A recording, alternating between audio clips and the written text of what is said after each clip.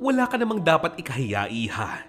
Napakatagal na sa akin ng iyong ina at napakagaling niya sa negosyo, sa trabaho, sa mga customers. Kaya naman nais kong bigyan ka rin ng parehong pagkakataon. Nais kong kuhanin ka sa aking negosyo, sa aking pawn shop. At ang trabahong ibibigay ko sa iyo ay kaparehong kapareho ng sa iyong ina. At sana nga lamang, katulad niya, mapagkakatiwalaan ka rin, ha? Pwede ka na mag-start bukas. Stay in ka, kaya naman bibigyan na nga lamang kita ng mga day off mo.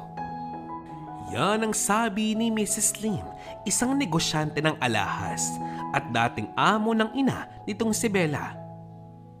Matagal nagtrabaho ang ina ni Bella dito, halos mahigit 10 taon din. Maraming salamat po, madam. Asahan niyo po, gagawin ko po ng maayos ang aking trabaho. Bukas na bukas po ay darating ako sa trabaho ko at asahan yung tatanawin ko itong utang na loob sa inyo. Maraming salamat po. Yan ang sagot ni Bella.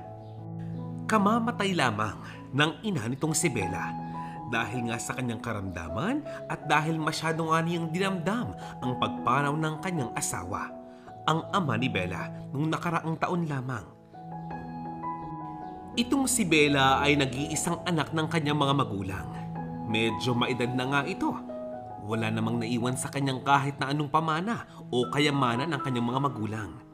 Tanging ang lumang bahay lamang nila ang naiwan para sa kanya. Sa makatuwid, ang lupang tinitirikan ay hindi rin kanila. Nung pagkakataong ngayon, si Bella halos malapit ng mag-40. Walang kasintahan, walang asawa, wala ring anak. Napakalungkot nga ng kanyang buhay. Ang problema pa, nung hindi pa binibigay ang offer sa kanya ni Mrs. Lim, wala siyang ma-apply ang maayos na trabaho. Wala siyang income. Alam niyo naman, sa Pilipinas, may mga trabahong okay na okay. Available naman sana, kaso sa requirements pa lamang ng edad, sasabit na siya. Maligayang maligaya itong si Bella nang ikwento niya ang balitang ito sa kanyang kaibigang si Dolor. Isang kapitbahay, kanyang kababata. Ito ay pamilyado na, may mga anak at may asawa. Tuwang-tuwa naman para sa kanya ang kanyang kaibigang si Dolor. Kung itong si Dolor ay maligaya para sa kanyang kaibigang si Bella, mukhang hindi naman ganoon ang pakiramdam ng kanilang mga kapitbahay. Ang mga ito ay naiinggit kay Bella dahil napakaganda ng trabahong ini-offer sa kanya. Ito kasing si Mrs. Lim at ang kanyang mga negosyo ay tanyag sa kanilang bayan. Napakaswerte nga ni Bella dahil sa kanya nga ini-offer ang trabahong dapat ay para sa kanyang ina. Hindi naman siya nakapagtapos man lamang ng high school. Tapos ngayon, magtatrabaho siya sa isang malaking tindahan ng alahas? Aba, napakaswerte, hindi ba? Sana nga lamang talaga hindi niya sirain ang napakalaking tiwalang ibinibigay sa kanya ng kanyang among ito. Maaga pa nga lamang noon, naghanda na nga itong si Bella. Kailangan niya mag-report agad sa bahay ni Mrs. Lim dahil doon nga siya titira. Libre. May malaking bahay doon para sa mga empleyado lamang. Tamang-tama para kay Bella. Hindi na nga siya mag-iisa, lahat pa ng kanyang pangangailangan naruroon na. Bit-bit ni Bella ang kanyang lumang maleta. Ikinandado niya ang kanyang lumang bahay at saka umalis. Maligayang maligaya. Sa awa naman ng Diyos, napakabait ng mga katrabaho ni Bella. Maging kanyang amo ay napaka-amo rin. Alam mo ba, nagawa pa siyang ipakilala sa mga anak nito. Itong si Bella ay 37 years old na at nung panahong yun, siya ang pinakamatanda sa lahat ng mga trabahador sa pawn shop na iyon. Naging madali para sa kanya ang trabahong ito dahil pamilyar na nga ito sa kanya. E paanong hindi? Mahigit 10 taon, nagtrabaho ang kanyang ina sa mismong lugar na iyon. Ilang taon na nga ang nakakalipas, ganong trabaho din ang kanyang ginagawa sa ibang lugar. Kaya nga lang, nagsara na nga ang pawn shop na kanyang pinagtatrabahuan noon. Napakadali para sa kanyang kuhanin ang tiwala ng mga tao sa paligid niya. Ang kanyang mga katrabaho, naging kaibigan niya. Ang kanyang amo, tuwang-tuwa sa kanya. dahil kanyang ginagalingan talaga. Hindi nagtagal, sa paglipas pa ng mga buwan, naging madali para sa kanya ang trabaho sa loob ng pawn shop na iyon. Kumbaga, kuhang-kuha na nga niya ang tiwala ng mga tao. Sa panahong may day off si Bella, 2 beses sa isang buwan, umuuwi siya sa kanilang lumang bahay, naglilinis at nag-aasikaso noon. Panayang puri sa kanya ng kanyang mga kapitbahay. Lagi siyang kinakamusta sa mga ginagawa niya sa bayan, lalong-lalong na sa kanyang trabaho. Maging ang kanyang mga malayong kamag-anak ay maligaya raw para sa kanya. Dahil nga alam nila ang sitwasyon ngayon ni Bella. Mahirap ang mag-isa, at least ngayon meron siyang laging kasama at lagi siyang abala. Lumipas pa ang ilang mga taon, naging maayos naman ang lahat. Pero sadyang may taong ipinanganak na masyadong mataas ang tingin sa kanilang mga sarili. Yung mga taong hindi marunong makontento?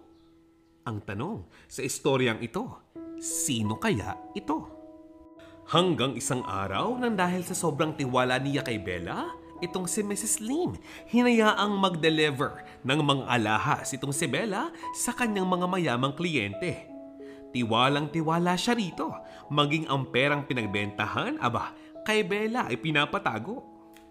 At dahil wala namang naging problema, magmula noon, si Bella na nga ang palaging nagde-deliver ng mga mamahaling alahas na itinitinda sa kanilang pawn shop doon sa mga mayamang kliyente na kaibigan din ng kanyang among si Mrs. Lim. Ang mga alahas na iyon, hindi lamang daang libong halaga, minsan nga, milyon-milyon pa. Sino ba naman ang hindi matutuwa?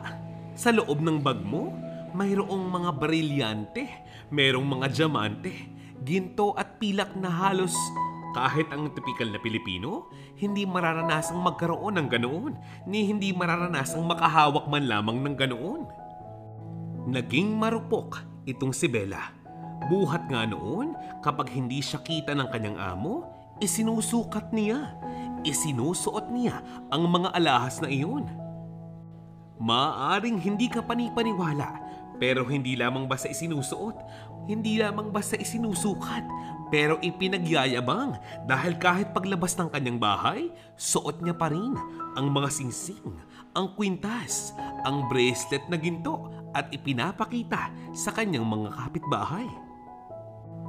Hindi ba't kamangmangan iyon? Minsan isang araw ng Sabado, day off ni Bella. Suot niya ang isang gintong kwintas habang bumibili ng suka sa tindahan. Ang biro sa kanya ng isang kapitbahay, Aba, Bella! Ay, bigating ka na! Minsan ka na nga lamang umuwi. Ganyan pang itsura mo ngayon, napakabilis ng iyong pagbabago. Mukhang maganda na ang buhay mo ngayon ah. Tandaan mo, Ineng, mag-ipon kang mabuti para sa iyong pagtanda. Para kahit paano, maging maayos ang kinabukasan mo kahit mag-isa ka lamang. Kailan ka baga mag-aasawa? Aba, itong si Bella, biglang sumagot ng, ano bang pakialam ninyo? Unahin nyo yung mga sariling buhay ninyo. Ang intindihin nyo kung saan maaari mag-apply yung mga anak nyong bagong graduate ng kolehiyo. Hindi yung puro nakahilata lamang, mga batugan. Kalalaking mga tao, tamad. Bago nyo pakialaman yung pag-aasawa ko at yung buhay ko, isipin nyo muna kung may ulam ba kayo mamayang hapon. Hindi yung ganyan. Kaya hindi kayo umaasenso eh. Napakamot na nga lamang ng ulo itong kawawang matanda matapos siyang sagutin ng pabalang nitong si Bella. Ang bulong niya, ay, wala naman ako sinasabing hindi maganda, Ining. Grabe ka naman. Tumalikod na nga lamang si Bella at yamot na yamot sa kanyang kapitbahay na ito. Sino baga naman ang hindi papansin sa kanya? Sa kanyang datingan, sa kanyang itsura? Aakalain mo na siya ang mayora. Sa dami ng alahas sa kanyang katawan? Tapos, ganyan siya umasta. Ay, paanong hindi magtataka ang kanyang mga kapitbahay? Ganong ang kanyang trabaho lamang ay bilang isang sales clerk. paano nga niyang magagawang bumili ng ganong katindi at ganong kamahal na mga alahas samantalang ang kanyang mga magulang bago pumanaw ay medyo baon pa sa utang. Sa paglipas pa ng mga linggo at mga buwan, tila ba ipinapasok ni Bella sa kanyang isipan na hindi niya kapantay ang kanyang mga dating kapitbahay, na siya ay nakakaangat sa lahat dahil lamang sa ano? Nakakahawak siya ng alahas, ganong hindi naman iyon sa kanya. Tunay ngang mahangin at napakayabang na ngayon ni Bella. Akalain mo, 6:00 pa lamang ng umaga, ang bayad niya sa tricycle, 1,000 piso, agad-agad. Anong kanyang tugon? Wala raw siyang barya. Never daw siyang nagkabarya. Nagyayabang na naman ang bruha. Nang dahil sa kanyang mga kalokahan, nang dahil sa kanyang mga pagkakamali at kayabangan, lagi na nga siyang delay mag-deliver ng mga items na para sa kanyang mga suki at parokyano. Yung dapat pang deliver ng Monday, Wednesday pa nga niya dinadala. Minsan nga, Thursday pa. Nang malaman yon ni Mrs. Lim, medyo nagagalit nga siya at pinagsasabihan itong si Bella. Pero alam mo ba, palagi siyang may alibay, palaging may palusot. Ang sabi nga niya, tuwing siya'y magde-deliver, walang tao sa bahay, walang tao sa opisina, wala siyang mapag-iwanan ng mga items niya. Paano na ang parcel? Iiwan niya? Sa lamesa? Ibig sabihin, nakagawa siya ng paraan na bula-bulahin at bilugin ang ulo ni Mrs. Lim. Napapaniwala niya ito. Napapaniwala niya nga kaya? Sa kanyang paniniwala, nabibilog niya ang ulo ng kanyang sariling amo. Kaya naman, ipinagpatuloy niya ang kalokohang ito. Palagi na nga niyang idinidelay ang pagde-deliver ng mga items na para sa kanyang mga suki. Dahil nga lamang ba sa ano? Nais niya itong maisukat, nais niya itong maisuot sa harap ng mga tao.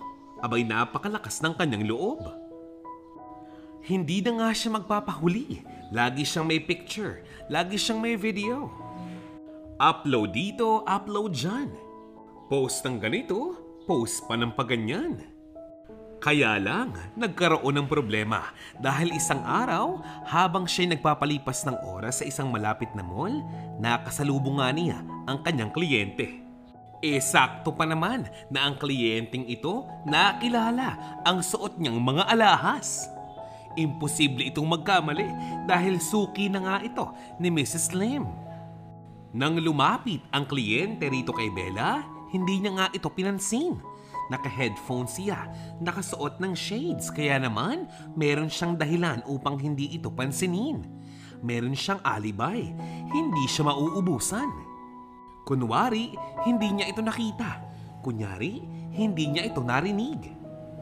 Kunyari, may kausap siya sa kanyang telepono. Sa makatuwid, umiwas na nga lamang itong si Bella. Kaya lang, nakarating ang pangyayaring ito kay Mrs. Lim na isinusuot pala niya ang mga alahas na dapat pang-deliver niya. Pero itong si Mrs. Lim hindi agad kinausap si Bella tungkol sa issue na iyon dahil baka nga naman mamaya nagkakamali lamang ang kliyente ngayon. Kailangan si Mrs. Lim mismo ang makakita ng mga patunay. Magmula nga noon, pinagpatuloy pa rin ni Bella ang pagsuot sa mga alahas na hindi naman sa kanya.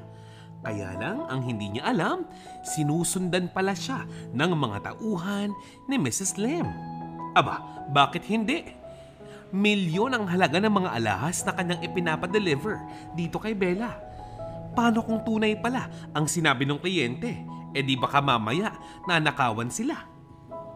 Lumipas pa ang ilang mga linggo, nag-update na nga, nag-report na ang tauhan ni Mrs. Lim dito sa kanya.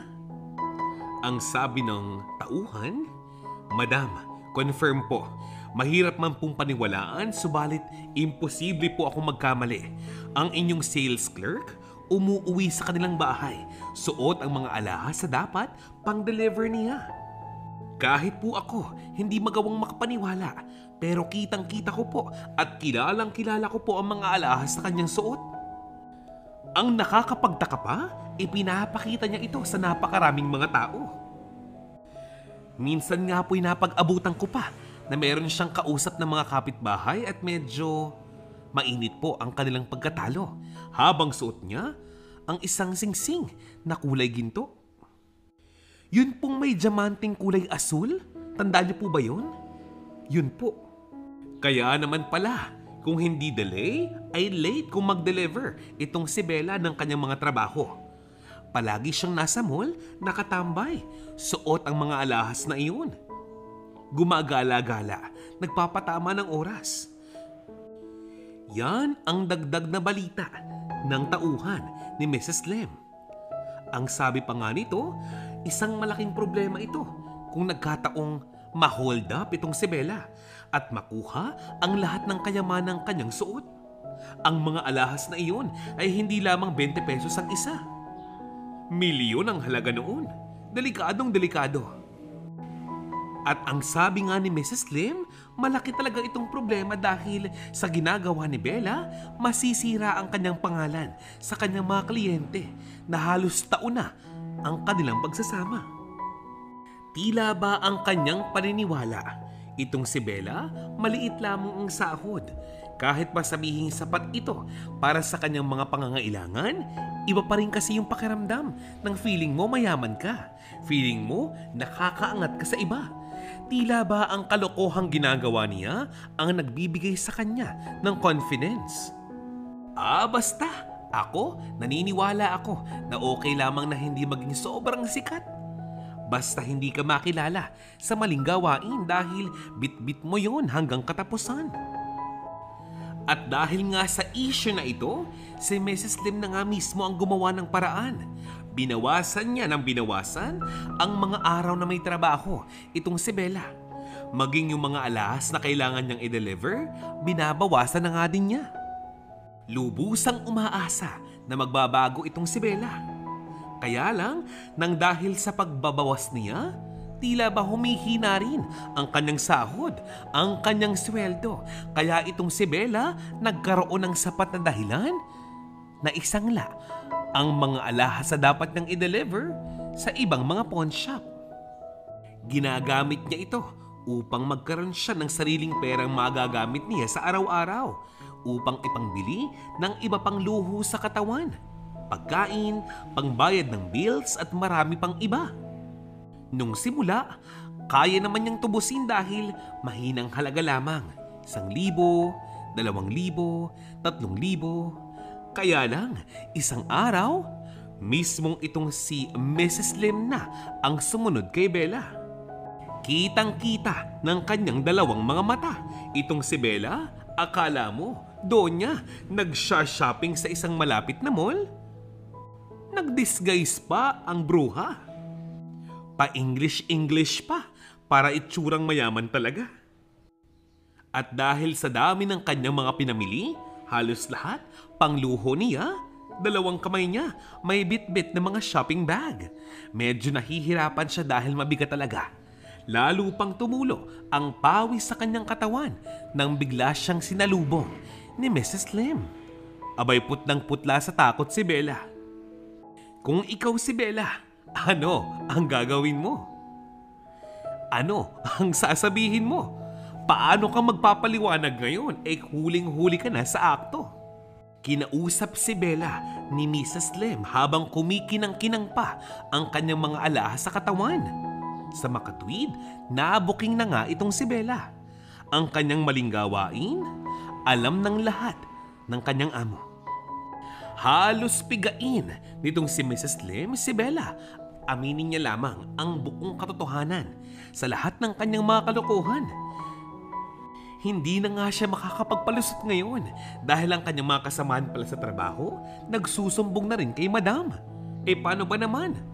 Palagi niya palang ipinagyayabang ang kanyang mga bagong sapatos, bagong brand ng cellphone na umaabot ng 60,000 pesos ang halaga. Sa awa ng Diyos, natunto ni Mrs. Lim ang sanglaan kung saan iniwan nitong si Bella ang mga alahas na hindi naman sa kanya. At sa awa rin ng Diyos, natubos pa ni Mrs. Lim ang mga alahas na iyon. Pero si Bella, hindi niya ito mapapatawad dahil sa tiwalang kanyang sinira, dinurog. Napakasama ng ugali mo, Bella. Hindi ka pa nahihiya sa mga bagay na ginagawa mo? Alam mo, magpasalamat ka nga eh. Napakabait sa akin ng iyong ina. Kapuri-puri ang mga trabahong ginagawa niya. Alam mo ba, kahit na isang beses, hindi ginawa sa akin ng iyong ina ang pagnakawan ako, ang lokohin ako. Alam mo ba, ang hawak ng iyong ina noon, daang libo din ang halaga. Milyon pa nga eh. Pero kahit na kailan, ni hindi niya ito binuksan. Ni hindi ginamit, ni hindi nilabas sa kahon. Samantalang ikaw, naigala mo pa talaga? Ang kapal naman ng mukha mo talaga, no? You know what? You should be thankful pa nga eh. Kasi hindi alam ng asawa ko ang kalokohang ginagawa mo ngayon. Huwag kang mag-alala. Hindi kita kakasuhan. Hindi kita ipapakulong. Pero tatanggalin kita sa iyong trabaho at ipinapangako ko sa iyo. Kahit saang parte ng bayang ito, hindi ka makakapag-apply. Gagamitin ko ang aking koneksyon para mangyari yan. Kailangan mong matuto, Bella. Mali ang mangloko ng ibang tao. You can go. Alis na. Yan ang sabi ni Mrs. Lim. Ma'am, wait lang po, ma'am. Let me explain po. Hayaan niyo po ako magpaliwanag. Wait lang, ma'am. Ma'am, yung mga gamit ko po. At saka, saan po ako pupunta? Wala po akong ibang pupuntahan, madam. Maawa naman po kayo sa akin, oh. Isang pagkakataon pa po, oh. Kahit po gawin niyo akong kasambahay lamang. O kahit hardinera. Tagapaglaba. Tagapagtabas ng damo. Okay lang po sa akin, ma'am. Ma'am, baka naman po pwedeng bigyan niyo pa ako ng isa pang pagkakataon, madam. Huwag niyo muna akong palayasin. Ma'am, patawarin niyo po ako. Hindi ko naman po sinasadya, ma'am. Ang pagmamakaawa ni Bella kay Mrs. Lim. Hindi mo ba ako narinig, Bella? Umalis ka na. Pasensyahan tayo, Bella, pero sinira mo ang tiwala ko. Paano mong naisip? Umaasa ka pa na makakapasok ka sa tahanan ko? Nagpapatawa ka. Makakaalis ka na, umuwi ka na sa inyo. Sige na. Baka magbago pang isip ko. Yan ang sabi ni Mrs. Lim. Kinagabihan, nagtataka naman ang mga kapitbahay ni Bella kung bakit biglang umuwi ito ng alanganing araw, alanganing oras. Walang dala na kahit ano kundi isang bag lamang. Nang sumunod na mga araw, agad kumalat ang masamang balita tungkol dito kay Bella. Pinag-uusapan siya ngayon ng mga tao sa kanilang kabayanan. Laman siya ng bulong-bulungan. Pinagtatawanan siya ng mga tao nang dahil sa kanyang maling ginawa. Napakalaking problema pa dahil itong si Bella, kahit 5 duling ay wala. Wala na nga siyang sahod na ine-expect mula sa kanyang amo. Bakit kamo? Sa dami ng mamahaling bag, damit at sapatos na kanyang binili, abay kulang pa ang kanyang sahod. Ang bulungan ng mga tsismos ang mga kapitbahay? Buti nga sa kanya, napakayabang niya kasi. Akala mo kung sino? Samantalang pare-pareho naman tayong mahirap lamang dito. Napakayabang niyang magsalita. Samantalang noon, tayo ang takbuhan niya tuwing siya'y nangangailangan. Diba? Diba? Nang dahil sa kalokohang kanyang ginawa, si Bella ni hindi makalabas ng bahay tuwing umaga. Lumalabas lamang siya kapag alas 8 na nga ng gabi upang bumili ng pagkain at ng kanyang mga pangangailangan. Isang malaking palaisipan ngayon sa kanya kung saan nga ba siya mag-a-apply ng trabaho. Samantalang sikat talaga ang mga negosyong hawak ni Mrs. Lim. Imposibleng hindi siya maaban sa kanyang ginawa. Kahit siguro isang maliit na grocery store, hindi na nga siya pagkakatiwalaan. Kahit ang kanyang dating kaibigang si Dolor, hindi na nga siya pinapansin. Palagi na nga siyang iniiwasan. Ngayon, kawawang-kawawa itong si Bella. Walang magulang, walang kapatid, sa makatuwid, walang pamilya. Ngayon, yung nag-iisang kaibigan, wala na rin. Ano pa nga bang kanyang aasahan sa kanyang mga kapitbahay na galit at inis din sa kanya? Saka pa lang niya naisip na pumunta sa pinakamalapit na simbahan. Doon, siya'y lumuhod, lumuha at humingi ng kapatawaran sa Panginoon. Kaya nga lang, kahit ilang misa pa ang kanyang atendan, kahit ilang oras pa siyang lumuhod sa mga upuan, hindi basta-basta maibabalik ang sinira niyang tiwala. Hindi basta-basta maibabalik ang tingin ng tao sa kanya. Ito ang krus na kanyang papasanin sa matagal na panahon. Sa paglipas pa nga ng ilang mga buwan at mga taon, walang pagbabago ang buhay ni Bella. Kung noon, nabibili niya ang lahat ng nais niya kahit papaano, ngayon, kahit itlog, hirap siyang bumili. Wala nga siyang tasa. Ang meron siya, isa lamang baso. Ang basong kanyang ginagamit upang siya'y makainom ng tubig ay ang parehong baso na kanyang ginagamit upang siya'y kumita ng pera. Tuwing umaga at tuwing hapon, tuwing may misa nga sa simbahan, nandoon siya sa harap nito, nakaluhod.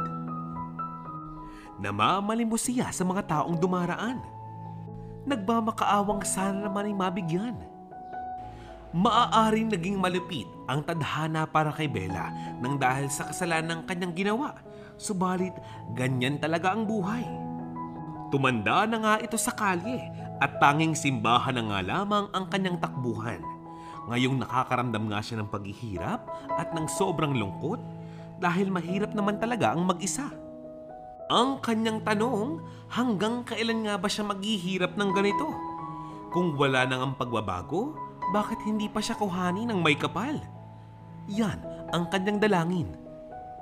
Abay, sinong mag-aakala na may iba pa ng balak ng Panginoon para sa kanya? Dahil nang lumipas pa ang ilang mga buwan, napaupo na nga bilang bagong mayor ang isang binata. Halos lahat ng kanyang mga proyekto ay nakafocus sa mga taong nangangailangan, sa mga matandang wala nang ang pamilya at namamalimos na nga lamang sa bayan, kagaya ni Bella. Isang araw, dinampot ng mga DSWD ang mga taong ito at pinatira sa isang tahanan na bagong proyekto ng gobyerno. Doon, pinapakain sila at ibinibigay ang mga pangangailangan nila. Mismong sa lugar na iyon, ipinagpatuloy ni Bella ang buhay. Ilang taon lamang ang lumipas, doon na nga siya binawian nito. At dito na nga po nagtatapos ang ating istorya ngayong araw na ito. Maraming salamat po. Shout out time! Hello, Aisha Khalil. Maraming salamat sa komento mo. Sa inyo rin po, Christina Laude, Jeffrey Buwan, Mirna Galicia, at Ofelia Medez. Hello, Erlinda Claveria, Rose Pablo at Merlelene. Uy, ang daming komento. Erlinda Chong, Mylen del Rosario, Maximo Andalan, Margarita Seneza, at Alma Macabe. Rosang Galat Channel, Presi Katsia. Siyempre, hindi nagpapahuli. Itong sina Geneza Fogata, Rufina Morales, Irang Briones, Edna Cabuso, Teresa Camay, Remedios Cabrera, at siyempre sina Lenlen Siman, Edna Falcatan at Mary Ann Riego from Hong Kong. Yan ang gusto ko sa inyo eh. Alam nyo, sa pag-iiwan nyo po ng mga komento ninyo, mas ginaganahan po kaming gumawa ng bagong storya para sa inyo. Maraming salamat po sa walang tigil na pagsuporta sa ating channel. There's more to come, kaya be ready ha? Salamat po at paalam!